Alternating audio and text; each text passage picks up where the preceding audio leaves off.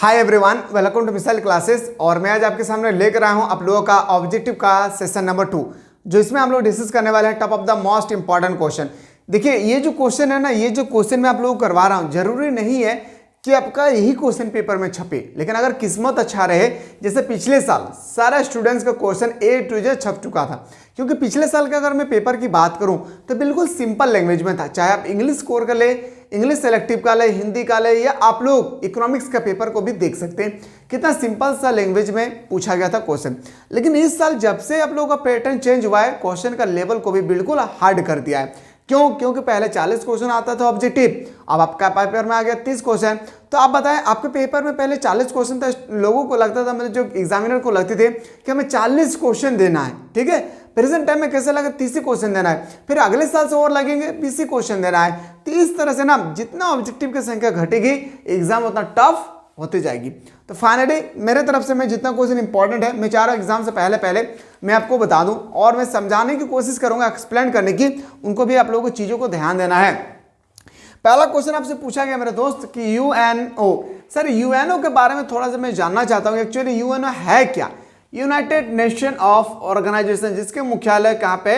New York में है। याद रखिएगा, अगर आपसे पूछा जाएगा इसकी स्थापना कब हुई थी, तो 24 अक्टूबर को हुआ था 1945 को। इसको भी आप लोगों को देख लेना है। यूएनओ के किस वर्ष स्टैंड नेशनल काउंट को विकास किया गया है?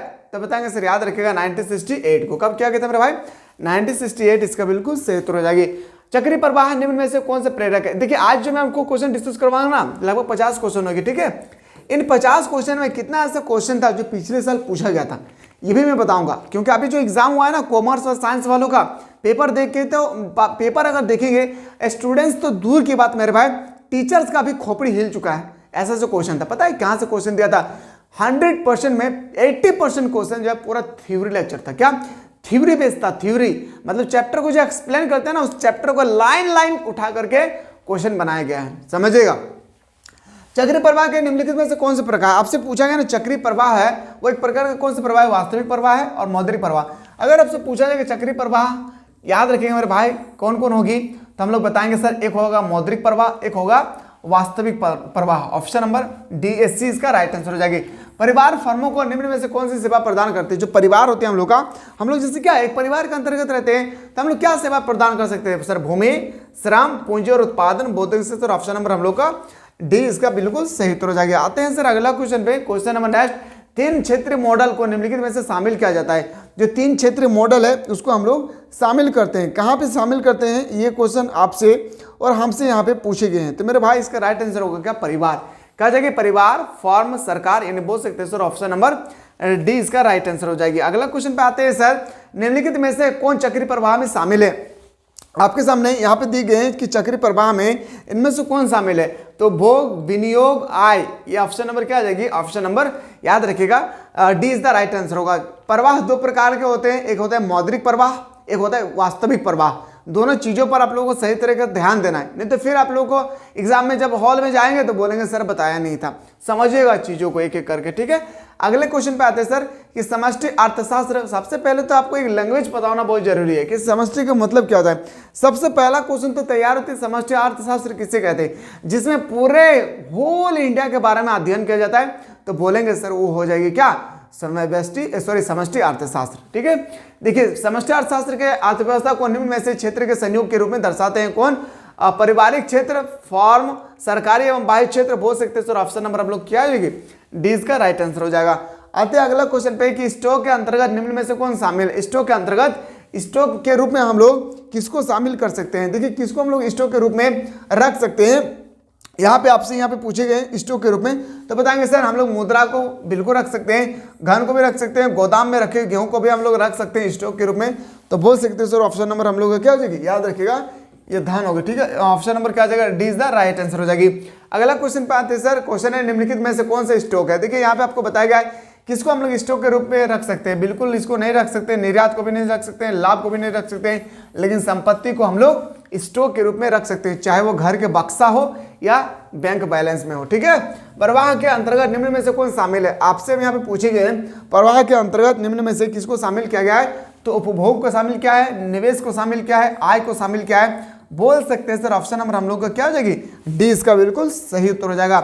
आते हैं सर अगला क्वेश्चन है हमारे पेपर में, वास्तविक प्रवाह के अंतर्गत मैंने अभी जस्ट बताया कि प्रवाह को दो कैटेगरी में हम लोग डिवाइड करते हैं, वास्तविक प्रवाह और मौद्रिक प्रवाह। आपसे यहाँ पे पूछेंगे वास्तविक प्रवाह के अंतर्गत निम्नलिखित में से किसे शामिल किया जाता है। जो वास्तविक प्रवाह है इसको हम लोग किस में शामिल करते हैं, बताएंगे सर वस्तुओं का प्रवाह, सेवाओं का प्रवाह, मतलब बोल सकते हैं सर ऑप्शन नंबर हम लोग का क्या हो जाएगी, सी इसका बिल्कुल सही उत्तर हो जाएगा।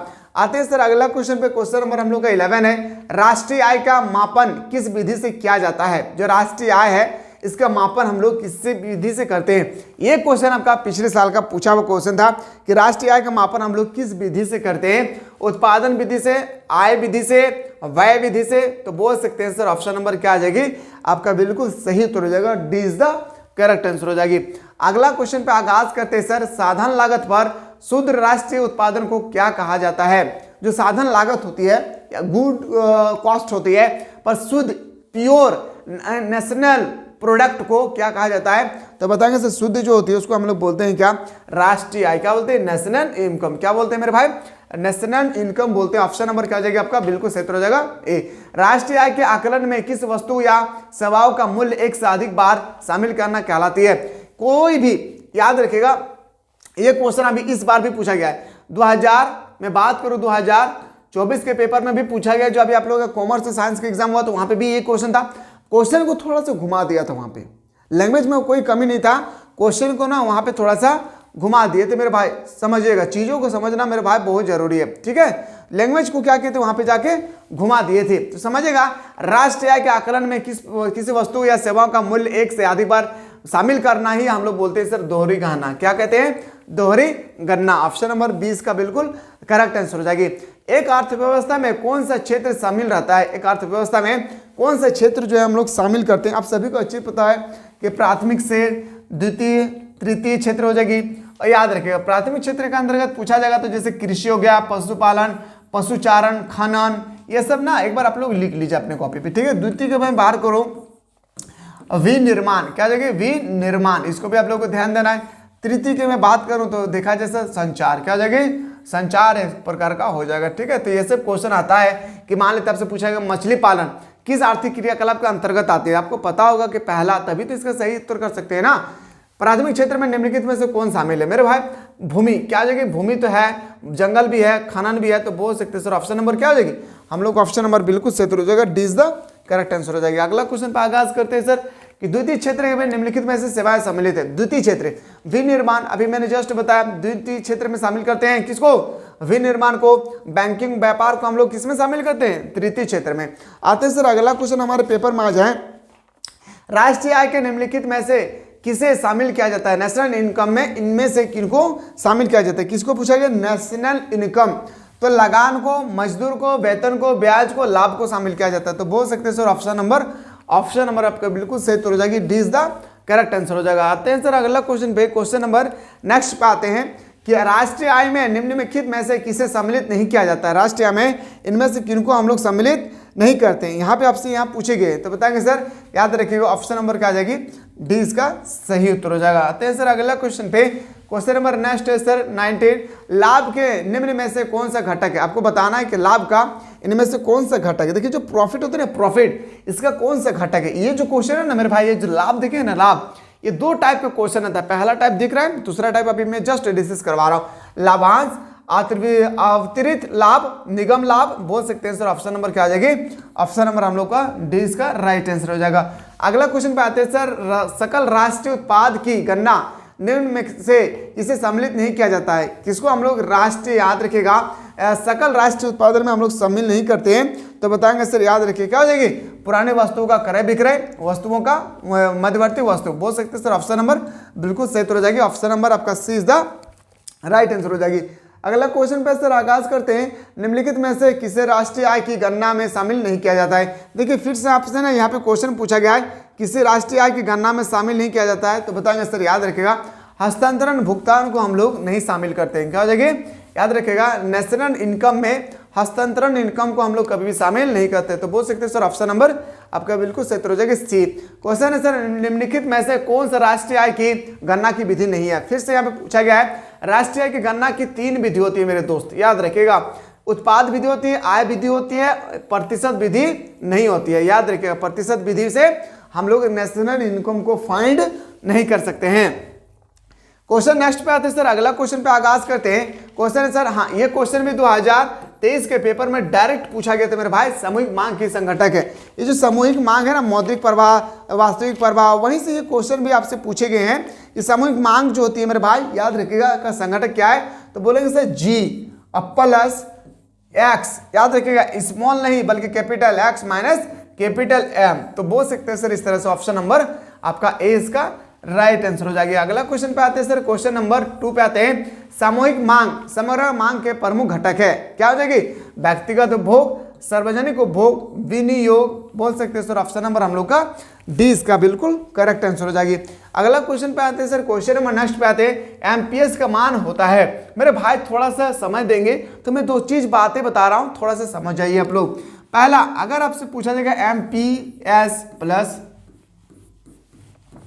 एमपीसी का मान हमेशा कितना होता है 1। पहले तो आपने कॉपी पे इसको नोट डाउन कीजिए, क्योंकि ये क्वेश्चन आपके पेपर में छप चुका है। ये नंबरिकल का क्वेश्चन है। कभी एमपीएस का वैल्यू दिया रहेगा तो एमपीसी का वैल्यू पूछेंगे, एमपीसी का वैल्यू दिया रहेगा तो एमपीएस का वैल्यू पूछेंगे। पहला बात सर हमें समझ में आ गया, ये होता है, ठीक है। तो अब आपसे पूछेंगे कि एमपीएस का मान हमेशा जो होती है कितना होता है, तो एमपीएस का मान हमेशा याद रखिएगा 0 से अधिक होती है किंतु 1 से कम होती है। 0 से अधिक होती है किंतु 1 से क्या होती है मेरे दोस्त, हमेशा याद रखिएगा कम होती है। बहुत इंपॉर्टेंट क्वेश्चन है, ये मैं प्रूव करके भी दिखाया था नंबरिकल क्वेश्चन में, ठीक है।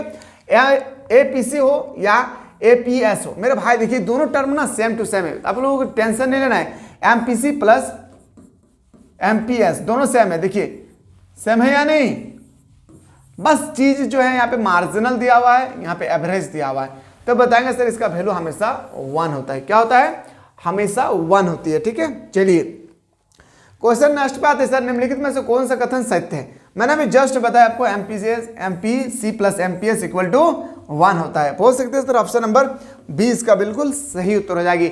आते सर अगला क्वेश्चन, फिर से आपसे वही क्वेश्चन दिया है कि एमपीसी प्लस एमपीएस का मान होता है, क्या होता है मेरे भाई, 1 होती है। कितना होती है, 1 होती है। ये क्वेश्चन और ये क्वेश्चन में आपको थोड़ा सा भी ध्यान नहीं देना, बस क्वेश्चन का लेवल थोड़ा सा चेंज किए गए थे, घुमा फिरा के पूछे गए थे सर। क्वेश्चन नंबर नेक्स्ट पे आते हैं सर, अगला क्वेश्चन है the general theory of employment interest and money पुस्तक किसने लिखा था। देखिए मेरे भाई, ये जो बुक है ना, बुक ये लिखने वाला था सर मेरे भाई किन्स ने लिखा था। किसने लिखा था, जे.एम. किन्स ने, जिसने बाजार के बारे में परिभाषा दिया था। आते हैं सर अगला क्वेश्चन पे। क्वेश्चन थोड़ा सा 1 मिनट आप लोग वेट कीजिए, ठीक है। बाजार का नियम किसने प्रस्तुत किया था, मैंने अभी जस्ट बताया था कि बाजार का जो नियम है ना वो किसने किया था मेरे भाई, जे.एम. किन्स ने किया था, ठीक है। मैंने अभी जस्ट बताया था आप लोगों को। चलिए सर क्वेश्चन नंबर नेक्स्ट पे मूव करते हैं, थोड़ा सा वेट कीजिए मेरे भाई, थोड़ा सा, बाकी मैं सब चीज़ों को मैं बता रहा हूँ इसलिए से, ठीक है।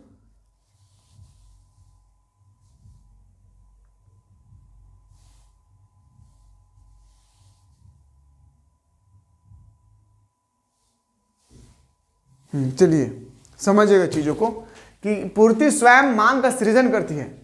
बहुत इंपॉर्टेंट क्वेश्चन है, देखने में लग रहा है नॉर्मल क्वेश्चन नहीं है। पूर्ति स्वयं मांग का सृजन करती है, उत्पाद करती है, ये कथन किसने दिया था। ये कथन जो देने वाले थे ना मेरे भाई, याद रखिएगा जे.बी. से ने दिया था। किसने दिया था, जे.बी. से ने दिया था। ऑप्शन नंबर ए इसका सही उत्तर हो जाएगा। आते हैं सर अगला क्वेश्चन, किन्स का रोजगार सिद्धांत निम्नलिखित में से कौन पर निर्भर करती है। किन्स का जो रोजगार सिद्धांत है वो किस पर निर्भर करती है, तो बताएंगे सर प्रभावपूर्ण मांग। क्या हो जाएगी मेरे दोस्त, प्रभावपूर्ण मांग। ऑप्शन नंबर ए इसका सही उत्तर हो जाएगा। अगला क्वेश्चन है सर, केन्स के अनुसार अर्थव्यवस्था में आय एवं रोजगार का संतुलन स्तर कहां स्थापित होती है, तो किस जगह पे स्थापित होती है, यहाँ पे पूछे गए। तो बताएंगे सर ये थोड़ा सा ऑप्शन गलत दिया हुआ है मेरे भाई, याद रखिएगा इसका ऑप्शन बिल्कुल गलत है। इसका ऑप्शन ऐसा होना चाहिए AS लेस देन AD, ठीक है। पर याद रखिएगा इसका राइट आंसर होगा AD इक्वल टू AS। याद रखना, इसको क्वेश्चन को एकदम सही तरीके से देख लेना है। कभी कभी ना मैं बात भी बता रहा हूं बाबू रे, समझिएगा, रट्टा लगाने वाला बंदा जिंदगी में पास नहीं हो पाएगा। मैं खास करके इकोनॉमिक्स के टॉपिक में बात करूं। अब क्या हुआ है ना, ये क्वेश्चन 2023 के पेपर में पूछा गया था और ये ऑप्शन था ही नहीं, ये ऑप्शन था ही नहीं। इसको घुमा फिरा के दिया था, कैसे समझिएगा, AD ये प्लस उधर जाएगा तो माइनस आएगा, AS इक्वल टू 0, AD अपन AS इक्वल टू 1। मेरे भाई इनको जो है ना हम लोग ऐसा भी लिख सकते हैं और ऐसा भी लिख सकते हैं, ठीक है। चलिए सर अगला क्वेश्चन पे आते हैं। निवेश का निर्धारक घटक कौन से हैं, जो निवेश करते हैं इसका निर्धारक घटक कौन सी है यहाँ पे पूछे गए हैं, तो बताएंगे सर क्या हो जाएगी, पूंजी की सीमांत क्षमता और ब्याज की दर। बोल सकते हैं सर ऑप्शन नंबर हम लोग का आपका बिल्कुल सही उत्तर हो जाएगी, सी इज द करेक्ट आंसर हो जाएगा। आते हैं सर अगला क्वेश्चन है कि आय के संतुलन स्तर पर क्या होती है, आय के जो संतुलन स्तर होती है उसमें क्या होता है, बताएंगे सर बचत और निवेश बराबर होती है। क्या होती है, बचत और निवेश जो है हमेशा बराबर होती है, किसमें, आय के संतुलन में, याद रखिए इनकम के बैलेंस स्तर पे। ठीक है, अगला क्वेश्चन पे आगाज करते हैं सर। अगला क्वेश्चन हम लोग का निवेश के निर्धारक घटक कौन सा है, जो आपसे यहाँ पे पूछे गए हैं। निवेश के निर्धारक घटक जो होती है वो क्या है, पूंजी की सीमांत क्षमता, ब्याज की दर, मतलब बोल सकते हैं सर ऑप्शन नंबर हम लोग का बिल्कुल सही उत्तर हो जाएगी, सी इज द राइट आंसर हो जाएगा। यदि एमपीसी का मान 0.2 है तो गुणांक का मान क्या होगी। मैंने गुणांक से रिलेटेड 2-4 बात बताने चाहूंगा। 2 फॉर्मूला होता है 1 माइनस एम पी सी, और एक फॉर्मूला आता है सर गुणांक बराबर 1/m/s। आपसे यहाँ पे किसका वैल्यू दिया है मेरे भाई, तो आपका वैल्यू दिया हुआ है एमपीएस का। तो देखिए 1/m/s का वैल्यू दिया है कितना सर, 0.2, तो लिखेंगे सर 0.2, पॉइंट को हटाएंगे तो 0 आएगा, 2 5 10, मतलब बोल सकते हैं सर के का वैल्यू जो आया है वो मेरे पास कितना आया है, तो बताएंगे सर 5। तो बोल सकते हैं ऑप्शन नंबर, ऐसा क्वेश्चन आएगा आपके पेपर में। ठीक है, चलिए क्वेश्चन पे आते हैं सर, अगला क्वेश्चन पे आगाज करते हैं हम लोग। क्वेश्चन नंबर नेक्स्ट बात है सर, अगला क्वेश्चन है वस्तु विनिमय प्रणाली की आवश्यक शर्तों को कौन सी है। वस्तु विनिमय प्रणाली जो है इसके आवश्यक शर्त जो होती है ना उसको बताना है यहाँ पे। जैसे आपके सामने 4-5 क्वेश्चन दिए गए हैं, इसके रिकॉर्डिंग आपको देखना है, क्योंकि इस टॉपिक से ना सबसे ज्यादा हमें लग रहा है ना कि न्यूमेरिकल क्वेश्चन पूछी जाती है इस टॉपिक से। तो बताएंगे सर क्या हो जाएगी, ऑप्शन नंबर डी इसका राइट आंसर हो जाएगा। ठीक है, चलिए सर अगला क्वेश्चन पे मूव करते हैं। क्वेश्चन है सर वस्तु विनिमय प्रणाली के निम्नलिखित में से कौन सी कठिनाइयां है। जब वस्तु विनिमय प्रणाली होती है ना उसकी कठिनाई क्या है, दोहरी गणना का अभाव होती है, बिल्कुल सही बात है। वस्तु विभाजन में कठिनाई होती है, ये भी सही है। वर्तमान सामान्य मूल्य का मापक आपका अभाव होता है, ये भी सही है। मतलब बोल सकते हैं सर इनमें से सभी ऑप्शन नंबर डी इसका राइट आंसर हो जाएगी। अगला क्वेश्चन पे आगाज करते हैं सर। क्वेश्चन ऐसे सबसे तरल संपत्ति किसे माना जाता है। इनमें से सबसे तरल संपत्ति आपको बताना है कि कौन हो जाएगी। सबसे तरल जो संपत्ति होती है ना वो हो जाएगा मुद्रा।